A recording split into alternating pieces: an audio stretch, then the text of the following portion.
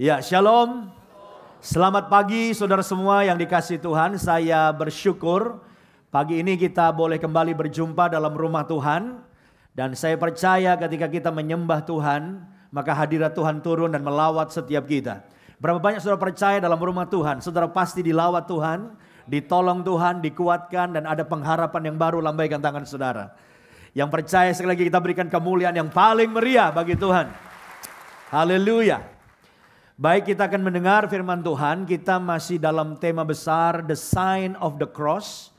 Kita banyak membahas tentang salib Kristus, tentang darah Kristus. Kita juga sudah memperingati Jumat Agung. Dan juga kita sudah merayakan Paskah kebangkitan Tuhan. Dan pagi hari ini firman Tuhan yang saya sampaikan berjudul The Blood of Protection. Ya. Judul firman Tuhan untuk pagi ini adalah The Blood of Protection. Kita akan belajar bersama-sama bahwa ternyata darah Yesus memiliki kuasa yang luar biasa. Darah Yesus punya kuasa untuk memproteksi kita, melindungi kita. Kita sudah tahu bahwa darah Yesus yang menebus, darah Yesus yang menyelamatkan kita. Tapi hari ini kita akan belajar secara khusus bahwa darah Kristus adalah darah yang memproteksi dan melindungi kita. Mari kita bersama-sama melihat dari kitab Keluaran pasal yang ke-12. Ayat yang ke-21 sampai ke-23. Dan kemudian kita lompat ayat 28 sampai 29. Saudara yang membawa Alkitab bagus membaca dari Alkitab saudara. Yang masih punya Alkitab yang pakai kertas cetakan juga bagus karena saudara bisa tulis ya dan lain sebagainya. Tapi saya juga sudah menyediakan di layar untuk saudara bisa mengikuti pembacaan firman Tuhan. Baik, saya akan mulai membaca Keluaran 12 ayat 21 sampai 23. Lalu Musa memanggil semua tua-tua Israel serta berkata kepada mereka, "Pergilah, ambillah kambing domba untuk kaummu dan sembelihlah anak domba Paskah." Jadi di sini saudaraku, Musa memberi perintah kepada semua bangsa Israel. Tapi dia bicara dulu kepada para pemimpin, para tua-tua. Dan tentunya yang Musa sampaikan itu perintah Tuhan. Yaitu supaya mereka mengambil kambing atau domba. Dan kemudian ayat 22 kita lanjutkan bagaimana kambing domba itu disembelih. Ayat 22. Kemudian kamu harus mengambil seikat hisop. Hisop itu dibuat seperti kayak kuas saudara ya. Hisop dan mencelupkannya dalam darah yang ada dalam sebuah pasu. Jadi domba atau kambing yang disembelih itu darahnya ditampung di sebuah tempat ember atau pasu di sini.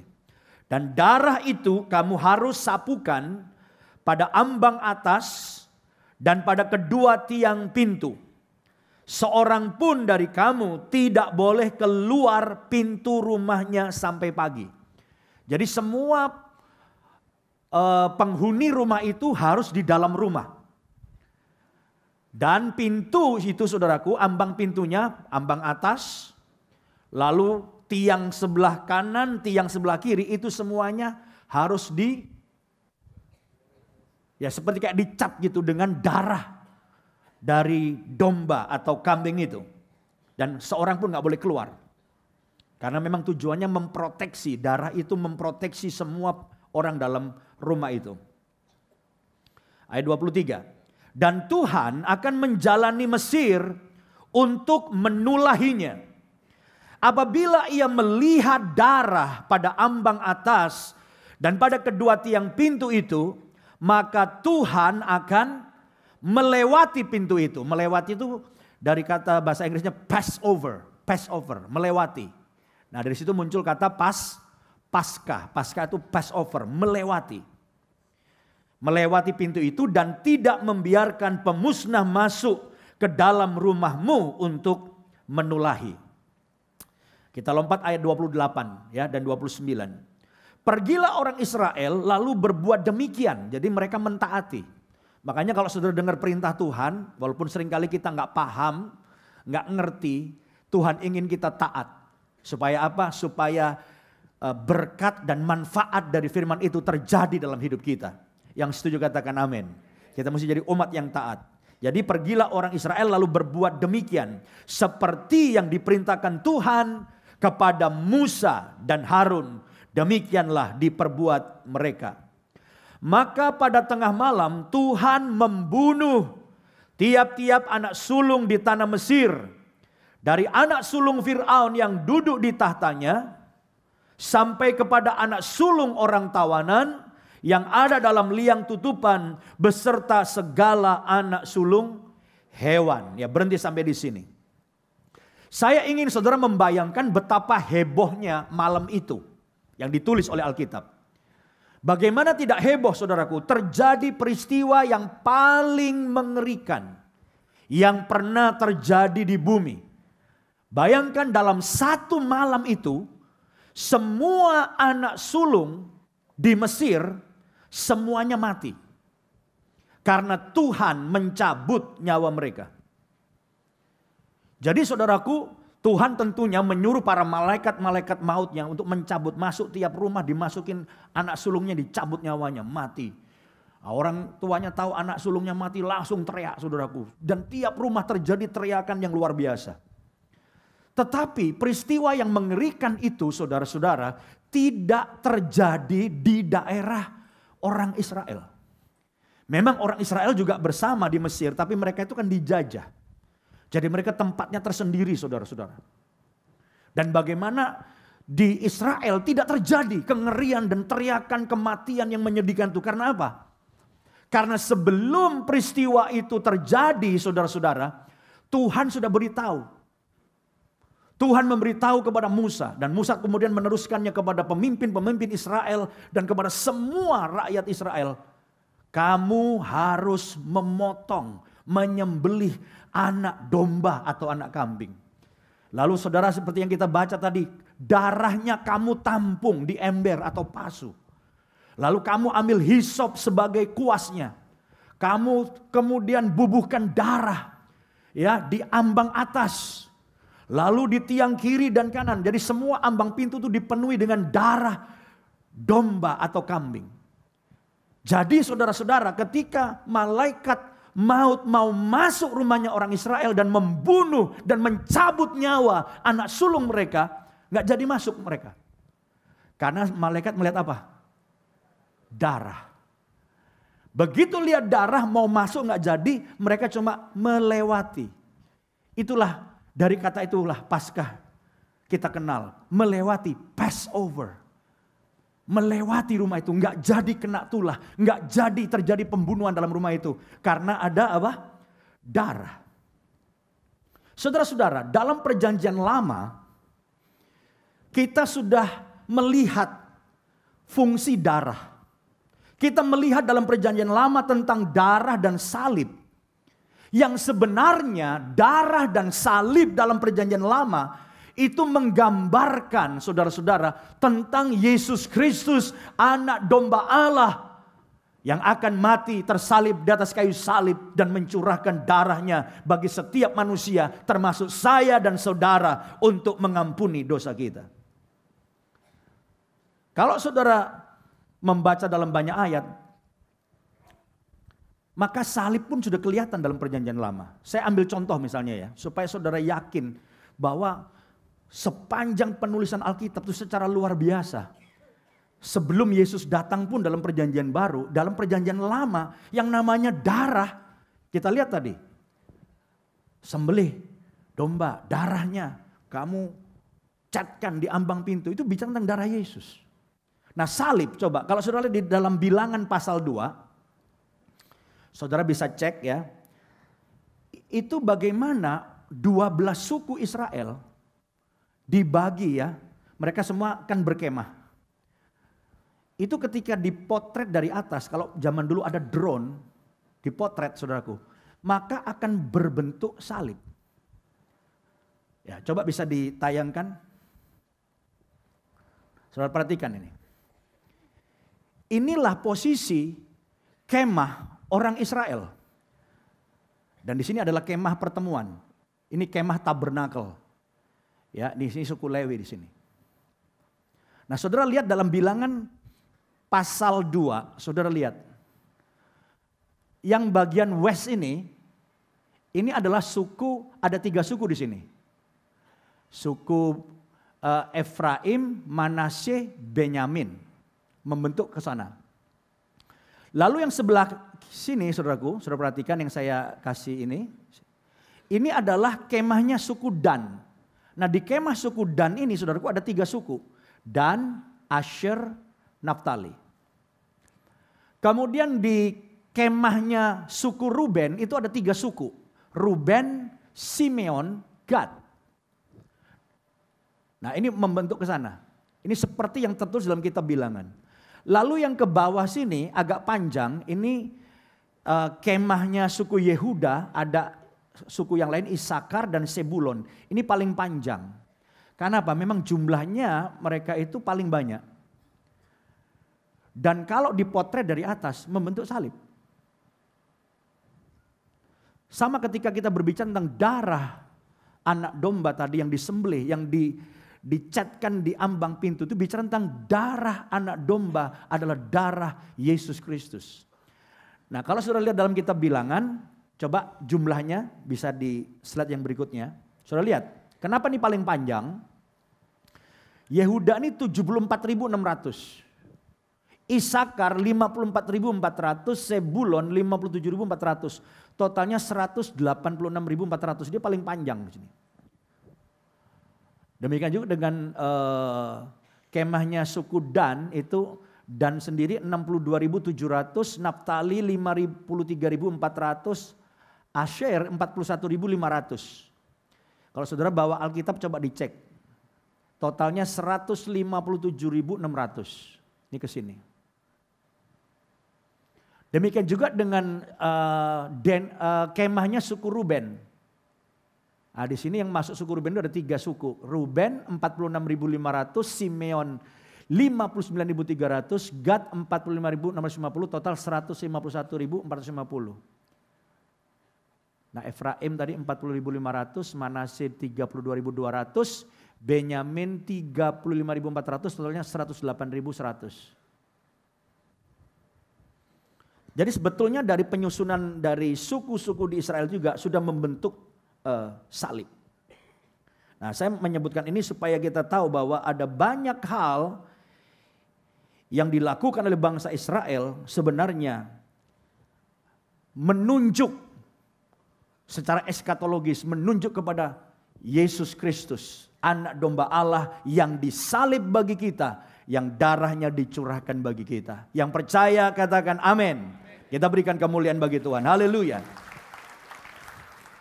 Nah sekarang perhatikan bahwa darah yang dioleskan di ambang atas pintu, juga dioleskan di tiang pintu kanan dan kiri, sebenarnya berbicara tentang protection. Makanya judul firman Tuhan pada pagi ini adalah The Blood of Protection. Darah yang melindungi. Jadi kuasa darah Yesus itu ada dalam hidup saudara dan saya. Yang percaya katakan amin. Dalam hidup saudara dan saya ada tanda darah Yesus. Karena kita percaya pada Yesus, kita semua sudah ditebus oleh darah Yesus. Dan hari ini ada 3 hal yang dikerjakan oleh darah Yesus untuk melindungi setiap kita anak-anaknya. Yang pertama tentunya yang paling jelas kita bisa belajar adalah bahwa darah domba tadi adalah proteksi dari maut atau kematian. Ini yang pertama. Jadi yang pertama adalah proteksi dari kematian atau maut. Dan demikian juga darah Yesus adalah darah yang melindungi kita dari maut. Sehingga kematian atau maut, kematian kekal tidak sanggup lagi untuk masuk dan menyerang kita. Ketika malaikat maut mau masuk, karena melihat darah di ambang pintu, maka malaikat maut tidak jadi masuk. Malaikat maut hanya melewati, pass over. Demikian juga lewat darah Yesus, kita tidak perlu lagi mengalami maut dan kematian yang kekal di neraka. Yang percaya katakan amin. Lewat darah Yesus kita diproteksi dan kita diselamatkan. Ibrani pasal 9 ayat yang ke-22 dikatakan begini, Ibrani 9 ayat 22, dan hampir segala sesuatu disucikan menurut hukum Taurat dengan apa? Darah. Segala sesuatu disucikan dengan darah. Ini juga berbicara tentang darah Yesus yang menyucikan setiap kita dari dosa. Dan tanpa penumpahan darah tidak ada pengampunan. Hari ini yang sekali lagi diingatkan adalah bahwa maut tidak bisa menyerang saudara. Kematian yang kekal tidak bisa menyerang kita. Kenapa? Karena setiap kali kematian, maut mau menyerang saudara, maut hanya lewat. Passover. Karena kuasa darah Yesus yang membungkus setiap kita. Berapa banyak saudara percaya kuasa darah Yesus saat ini membungkus setiap kita. Dan maut tidak mampu menyerang saudara. Lambaikan tangan saudara. Mari kita berikan kemuliaan untuk kuasa darah Yesus yang luar biasa. Haleluya. Jadi kita sudah diampuni, kita tidak dihukum, kita tidak perlu mengalami maut. Karena ada penumpahan darah Yesus di atas kayu salib bagi setiap kita. Yang kedua, darah Yesus atau darah anak domba tadi itu memproteksi masa depan. Proteksi masa depan. Tahukah saudara bahwa darah Yesus itu memproteksi masa depan kita? Melindungi masa depan kita. Ada banyak saudara mungkin yang khawatir melihat masa depan. Ya, khawatir tentang ekonomi, kondisi Indonesia. Ya, ada banyak hal yang menakutkan. Ya, kita takut tentang masa depan. Tetapi ketika kita percaya kepada Yesus, maka darah Yesus itu melindungi kita, membungkus kita, dan menjaga masa depan kita. Nah, dari mana kita mendapatkan poin ini? Karena saudaraku, darah Yesus melindungi anak-anak sulung dari kematian. Anak-anak sulung itu berbicara tentang masa depan. Anak-anak sulung berbicara tentang generasi penerus. Anak sulung berbicara tentang ahli waris. Apalagi pada zaman itu saudara-saudara. Tadi kalau saudara membaca dengan teliti, maka saudara menemukan ada satu kalimat yang berkata bahwa yang mati, anak sulungnya mati termasuk anaknya siapa tadi? Anak sulungnya Fir'aun yang duduk di tahta. Anak sulung itu kalau dalam kerajaan dia adalah generasi penerus. Ahli waris. Dia akan naik jadi raja. Tapi anak sulungnya malam itu dicabut nyawanya oleh malaikat maut. Berarti saudaraku, ini si putra mahkota, generasi penerus ahli waris ini mati. Dan saudara bisa bayangkan, itu bukan hanya terjadi kepada anak dari Fir'aun. Tetapi terjadi kepada siapa? Seluruh keluarga di Mesir. Saya nggak bisa bayangkan. Satu kengerian yang luar biasa dan memandang melihat masa depan generasi penerus itu hancur. Bayangkan jika itu terjadi juga di dalam bangsa Israel. Seandainya tidak ada darah yang memproteksi ambang pintu rumah mereka. Tetapi karena ada darah itu, maka anak sulung yang melambangkan masa depan generasi penerus ahli waris ini terlindungi dan tidak mati. Dan saya percaya bahwa kuasa darah Yesus melindungi setiap kita, termasuk keluarga kita, termasuk anak-anak saudara dan saya, menjamin masa depan yang Tuhan lindungi, Tuhan pelihara. Yang percaya katakan amin. Berikan kemuliaan bagi Tuhan. Haleluya. Seringkali saudaraku, serangan-serangan terjadi bukan saja kepada saudara. Tapi dunia ini dengan berbagai macam hal yang terjadi dalamnya begitu berbahaya bagi anak-anak saudara dan saya. Kita tidak tahu apa yang terjadi. Begitu anak keluar dari rumah, kita nggak bisa tahu. Tapi tahukah saudara bahwa kuasa darah Yesus memproteksi generasi penerus, ahli waris, anak-anak saudara. Yang akan meneruskan mungkin bisnis saudara dan pekerjaan saudara. Itu sebabnya saya mendorong lewat firman Tuhan hari ini. Adalah sangat bagus saudara menumpangkan tangan ke kepala anak saudara. Karena ada serangan-serangan kepada anak saudara. Dan kita berkata, oh Tuhan, bungkus anakku, generasi penerus, dan keluargaku dalam kuasa darah Yesus. Dan perlindungan Tuhan terjadi atas setiap keluarga kita, termasuk penerus anak-anak saudara di dalam perlindungan Tuhan yang sempurna. Yang percaya katakan amin. Kita berikan kemuliaan bagi Tuhan. Haleluya. Berarti darah Kristus perlindungannya luar biasa, bukan hanya bagi saudara pribadi sebagai kepala keluarga atau orang tua, tapi juga terus mengalir ke bawah terus.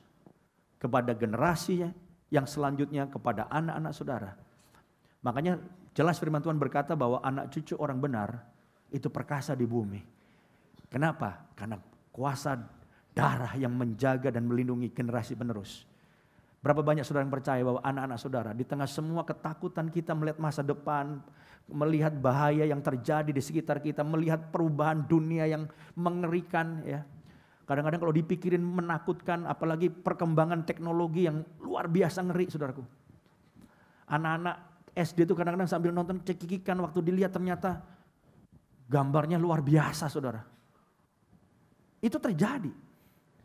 Tapi siapa yang mulai hari ini mau berkata, Tuhan aku berdoa perlindungan, proteksi dari darah Yesus untuk setiap anak-anak saudara.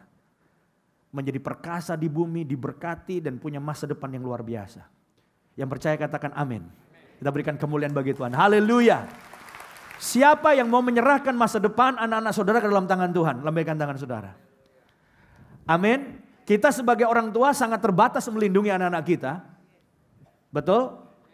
Tapi proteksi dari darah Yesus menjaga anak-anak generasi penerus dari setiap serangan. Karena kuasa darah Yesus yang menjaga dan melindungi anak-anak kita. Sekali lagi yang percaya katakan amin. Kita berikan kemuliaan bagi Tuhan. Haleluya. Dan yang ketiga saudara-saudara, kuasa darah Yesus ternyata tidak terbatas hanya menebus, menyelamatkan, memproteksi kita dari maut. Tetapi juga kuasa darah Yesus begitu luar biasa dan memproteksi kita dari segala tulah atau bencana. Kadang-kadang ada satu kondisi di mana satu penyakit mewabah di seluruh negeri, di seluruh kota. Atau ada satu bencana. Atau ada satu kecelakaan. Hari-hari kita nonton di televisi kita ngeri ya, ada banyak apa? Kecelakaan.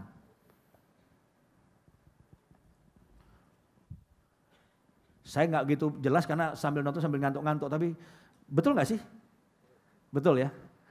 Karena saya baru pulang semalam dan rada ngantuk-ngantuk nontonnya. Bagaimana orang diangkat dari mana tuh? Bis ya. Dan banyak yang meninggal juga. Iya. Nah, darah Yesus bukan saja melindungi kita dari maut, namun juga segala macam bahaya dan bencana dalam hidup kita. Coba kita perhatikan Keluaran pasal 12 ayat yang ke-13. Keluaran 12 ayat yang ke-13 dikatakan begini, dan darah itu menjadi tanda bagimu pada rumah-rumah di mana kamu tinggal. Apabila aku melihat darah itu, maka aku akan lewat daripada kamu, jadi tidak akan ada tulah kemusnahan di tengah-tengah kamu apabila aku menghukum tanah Mesir. Perhatikan perkataan, jadi tidak akan ada apa? Tulah kemusnahan. Saya coba melihat di dalam terjemahan King James Version, ya, Exodus 12 ayat 13 ini, and the blood shall be to you for a token upon the houses where ye are. And when I see the blood, I will apa? Pass over you. Melewati kamu, and the plague. Betul gitu ya, plague. Shall not be upon you to destroy you, dan seterusnya.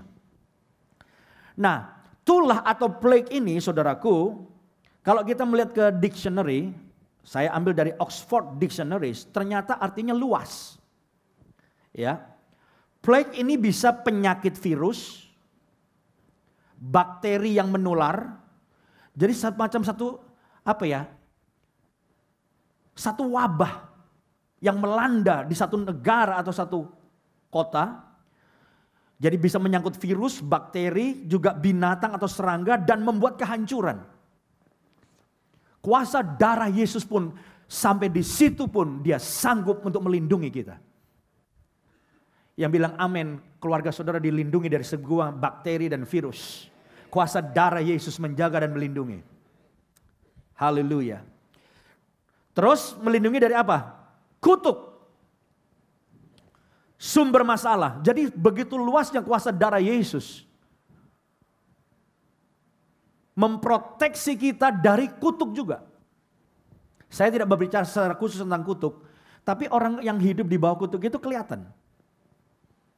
Dan bisa disebabkan karena dia belum sampai pada iman yang sesungguhnya di dalam Kristus. Karena saya percaya ketika engkau sungguh beriman kepada Kristus, pada titik itu segala kutuk dipatahkan dan dilepaskan. Atau ada satu kondisi yang perlu penjelasan di sini, sehingga ada orang yang seakan-akan hidupnya di bawah kutuk. Ada seorang jemaat yang bahkan bilang dalam satu minggu itu bisa kecelakaan 4-5 kali. Mobilnya hancur. Kecelakaan pertama depannya kena. Besok lusa belakangnya dihajar. Besoknya lagi kiri kanan. Jadi seakan-akan kayak aneh tapi terjadi. Terakhir sampai atapnya aja dia keluarin mobil, jatuh barang, penyok saudaraku. Habis dah. Atau saudara dalam kondisi selalu gagal dan gagal dan gagal. Nah, saya tidak membahas secara khusus tentang kutuk, tetapi saya ingin katakan pada saudara, di dalam kuasa darah Yesus segala kutuk dalam hidup kita dipatahkan. Yang percaya kita berikan kemuliaan bagi Tuhan. Haleluya. Saudara bisa hidup di bawah anugerah Tuhan. Saudara bisa hidup dalam God's favor Tuhan. Bukan di dalam kegagalan yang terus menerus dan melakukan apa saja gagal. Melakukan apa saja gak beruntung. Bisnis apa saja gagal. Buka usaha apa saja hanya bertahan berapa bulan dan tutup. Bisa juga memang karena faktor-faktor yang jelas kita bisa lihat. Ya karena mungkin malas, kurang kreatif dan sebagainya bisa. Tapi ada kadang-kadang ada sesuatu yang membuat kita seakan-akan selalu gagal. Kuasa darah Yesus melindungi dari segala kutuk, wabah, kecelakaan, yang mendatangkan bahaya, masalah. Saya ingat punya teman saudara, dia dalam perjalanan di tol Jagorawi. Dia selesai pelayanan dari Bogor, dia balik. Dari puncak ke Bogor terus dia balik. Biasa banyak orang Jakarta habis pelayanan di puncak mampir Bogor, makan asinan terus balik. Ini orang nyetir ya dibilang ngebut banget ya gak cukup tinggi kecepatannya. Tiba-tiba waktu dia sedang jalan dari Bogor menuju ke Jakarta dalam tol Jagorawi, tiba-tiba ada satu mobil dengan kecepatan tinggi nyalip dia. Tiba-tiba dari arah yang berlawanan saudara-saudara, saya kurang begitu jelas ya, apa nyelonong mobil gitu ya. Sehingga dia tiba-tiba harus membanting mobilnya langsung motong si teman saya ini. Sehingga mobil bagian belakangnya itu nabrak kepalanya. Jelas nggak? Saudara tahu ini mobil melintir. Ngadep Bogor lagi saudara. Balik Bogor lagi. Dan setelah muter dan dia akhirnya mau terguling-guling. Teman saya bilang, saya nggak tahu apa-apa. Saya cuma ingat kuasa darah Yesus. Jadi dalam kondisi yang seperti itu saudaraku, kompak dia sama istrinya teriak, darah Yesus, darah Yesus. Saudara tahu ini mobil udah mau begini nih, udah terbalik. Kayak ada satu kuasa yang nahan, bisa nggak jadi, muter-muter tuh, bung, balik lagi. Nggak jadi ngalami kecelakaan, cuman mobilnya aja ada kerusakan, dia sekeluarga selamat. Kenapa? Kuasa darah Yesus, proteksi dari setiap kecelakaan. Yang percaya katakan amin. Berikan kemuliaan bagi Tuhan. Haleluya. Saya teringat satu kali selesai KKR saudara-saudara ya di satu kota. Saya masih ingat itu beberapa tahun yang lalu. Dalam KKR itu banyak orang yang maju ke depan, saya doain. Ada orang yang kerasukan, kita usir setannya. Dan dalam acara KKR seperti itu banyak jimat-jimat yang dikumpulin. Nah setelah jimat-jimat dikumpulin kita bakar. Saya masih ingat malam itu selesai semua pelayanan, saya tidur. Sekitar jam 2:30, saudara. Malam, saya kalau tidur biasa lampu matiin. Saya merasakan secara real, kuasa setan tuh menyerang saya malam itu. Dan ini real. Ada satu badan yang besar itu nindih saya secara luar biasa, nyekek suruhku. Udah sesak napas saya. Saya cuman ingat waktu itu hanya berseru, darah Yesus, darah Yesus. Saudara tahu itu makhluk badannya gede. Ketika saya bilang darah Yesus, kayak ada satu kuasa. Bek. Orang yang badannya gede itu tiba-tiba berubah jadi kayak semacam bola api. Di internet itu ada bolongan kecil, saudaraku. Dan badan gede berubah jadi bola kecil, zet, terus masuk bolong itu dan tek hilang. Saya duduk di situ, saya mulai doa. Dan saya bersyukur, terima kasih Tuhan. Karena kuasa darah Yesus menghancurkan kuasa iblis. Dan iblis pergi, lari dari kita ketika kita berseru kepada kuasa darah Yesus. Yang percaya katakan amin. Berikan kemuliaan bagi Tuhan. Haleluya. Ingat ketika saudara diserang iblis, gereja kita ini bukan gereja ngeroh saudara. Yang suka aneh-aneh enggak. Tapi saya beritahu bahwa yang namanya kuasa setan itu real. Real dan sering kali dalam pelayanan-pelayanan. Coba tanya sama Pak Apollos Waldus tuh yang sering bakar jimat. Saya kadang-kadang kalau dijemput dia ngobrol-ngobrol, wah saya kemarin bakar jimat Pak. Karena pelayanan di Pluit. Itu banyak orang-orang yang baru percaya Yesus, sakit apa didoain banyak sembuh terus jimatnya diserahin. Tanya sama dia malamnya diapain tuh. Makanya suka ikut-ikut hati-hati saudaraku. Kita mesti juga persiapan karena ada serangan balik kadang-kadang. Wah Pak semalam Pak, wah mengalami gini. Sama, darah Yesus, darah Yesus. Dan tidak ada kuasa iblis yang mampu bertahan ketika kita berkata kepada darah Yesus. Mungkin setan juga trauma karena dia tahu lewat darah itu dia udah kalah 2000 tahun yang lalu saudaraku. Dan lewat kuasa darah Yesus ada proteksi atas serangan iblis. Proteksi dari kecelakaan, proteksi dari bahaya, proteksi dari wabah, proteksi dari apapun juga yang menyerang kita. Kuasa darah Yesus memproteksi kita. Yang percaya katakan amin dan berikan kemuliaan bagi Tuhan. Haleluya. Jadi hari ini saya ingin bahwa setiap saudara fokus dalam iman kita itu adalah fokusnya pada salib. Kenapa? Salib itu kemenangan. Salib itu adalah tempat di mana lewat proses penyalipan darah Yesus dicurahkan.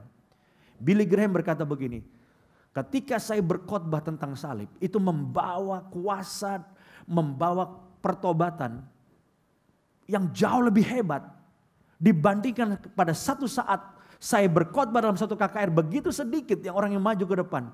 Dan tiba-tiba Roh Kudus mengingatkan, Billy, engkau lupa tidak bicara tentang salib. Di dalam pemberitaan tentang salib ada kuasa Tuhan yang luar biasa. Karena di atas kayu salib Yesus mencurahkan darahnya. Dan kuasa darah Yesus sudah menebus, menyelamatkan kita, memproteksi kita. Saya percaya lewat kuasa darah Yesus kita berjalan penuh kemenangan. Kita berjalan dengan keberanian. Kemanapun kau pergi, mungkin besok hari libur. Ya, saudara pergi kemanapun, jangan lupa. Kuasa darah Yesus memproteksi saudara, membungkus saudara. Dari segala bahaya, kecelakaan, serangan iblis, wabah, bakteri, virus yang membahayakan. Kuasa darah Yesus membebaskan kita dari segala macam bahaya. Karena kuasa darah Yesus memproteksi kita. Pemain musik siapkan diri, mari kita berikan kemuliaan bagi Tuhan. Haleluya.